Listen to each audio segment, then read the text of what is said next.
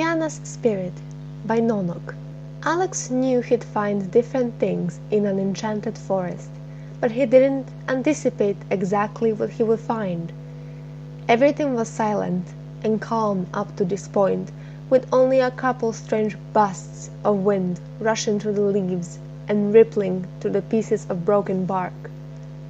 There was no path, just a thin line of bare ground cutting through the undergrowth of leaves and pine needles that were made by someone, or something else, before Alex had walked there. He tried to be quiet as he walked, not wanting to disturb the peace. The sun glowed golden through the emerald-colored leaves, illuminating the soft green grass in the occasional clearing. Alex came upon one of those clearings now, stepping out into the open with caution, not wanting to be caught by surprise by anything unwanted in these beautiful yet dangerous woods. A human! Alex leaped back, spinning around as he did so. There hadn't been a sound before the words, nor had he sensed any movement. But there a figure stood, just outside of the clearing, hidden in the shadows of the trees. It had been a girl's voice, and he looked more closely, trying to see the figure, which obviously did not wish to be seen. "I've never seen a human before," it said, its voice soft and curious. "Show yourself," Alex said quietly, not wanting to startle it. A rustling sound came from the undergrowth. Then a creature like Alex had never seen before stepped out into the open. "What are you?" he asked.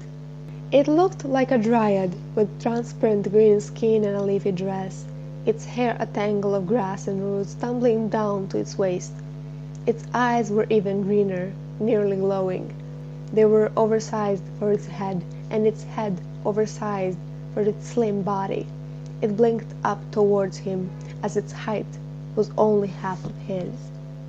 "I am a spirit of this forest," it said. "You? Please, call me Nayana." She stepped a little closer to him, and he automatically stepped back. It wasn't that this creature was dangerous.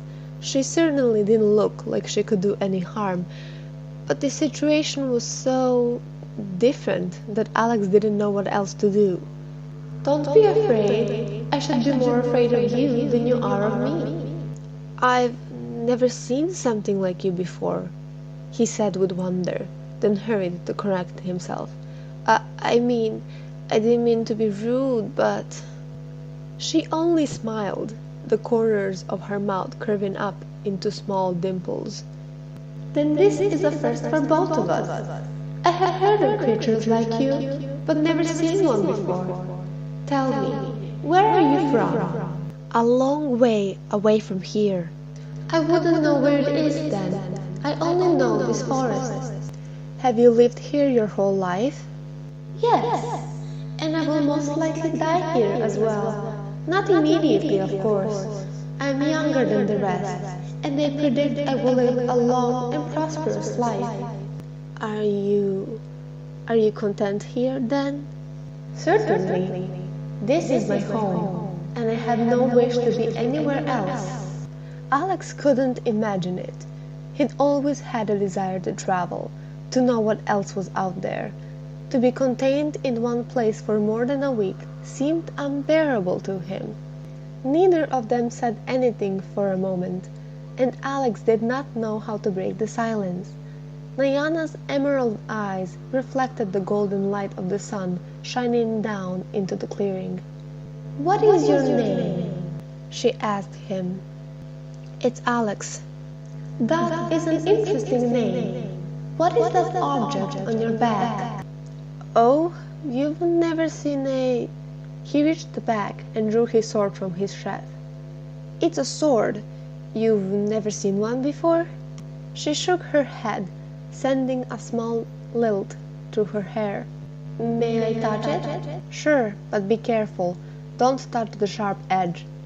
He knelt down and held it out in front of him. Nayana placed her hand on the shiny metal, her tiny fingers running along it. It's very pretty. What is it used for? Well, I use it to defend myself against other creatures. Oh, I see. She drew her hand back. Then she glanced up at him again, a look of curiosity in her eyes. Your hair is very strange. It is? He self-consciously reached up to touch it, then brought his hand back down, feeling silly. Of course she would think that his hair was strange. She had never seen anything like it before. Maybe just to me, but may I touch it? I suppose so. He dipped his head so that she could touch it. She made a small noise of amazement and said, "It's soft." Alex didn't know what to say to that. He considered thanking her, but that didn't seem appropriate. Nayana sat down, cross-legged, so Alex did too. "So, what do you do? Like, as a spirit of the forest?" "I take care of the trees. If they are dead or rotten, I release their spirits. If they are injured, I nurse them back to health. If they are blooming and in full health, I praise them and give them rewards." Rewards? She spread out her hands, little pink buds blooming on her fingertips. Flowers. Why else do you think only healthy trees bloom? Alex watched in fascination as the flowers faded back into her green skin. This is magic. I suppose it makes sense. Nayana nodded. Tell me why you are wandering through this forest. Not very many of your kind ever stepped foot under this tree.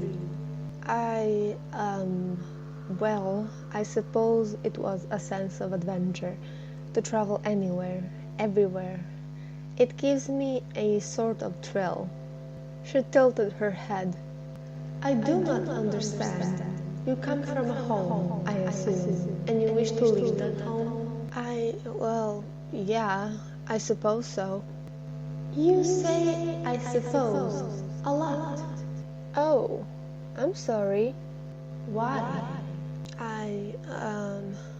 She laughed, the sound more beautiful than a rippling brook along a clean, pebbled shore. It seemed to brighten even the sunlight itself, and brought an uncontrollable smile to Alex's face, until he was laughing a little too. It was as if the little forest spirit brought magic, simply magic, to the air around them like nothing Alex had ever experienced before. He just now realized how much more exciting, entrancing, beautiful these woods were than the world outside of it. His world was dull, full of pain and misery, but here was peace, calm, beauty. How easy it would be to never leave, to stay here in the safety and quiet. Alex. He snapped his gaze back to her. She looked sad, but he couldn't figure why. How could anyone be sad in a place like this? What is it? You need to leave. What? This forest is magic. I did not think it would be harmful to come and talk to you, but I see now that I have had an unwanted effect on you. Unwanted? What do you mean? She stood, stepping back. Please leave. I do not wish for you to become trapped here. If you stay here any longer, you won't wish to leave anymore. He stood as well, which caused him to tower over her. I have to go. Promise me that you will leave this forest. Alex stared at her, noticing the depth in her verdant eyes. Why would he leave? This place was perfect. The light was growing brighter, morphing into spots dancing in front of his eyes. He saw a flash of all the colors of spring combined into one, beautiful color that continued to swirl around him even when it had faded. He then realized that Nayana had disappeared. The sunlight was a little softer, a little duller, and everything else was clearer.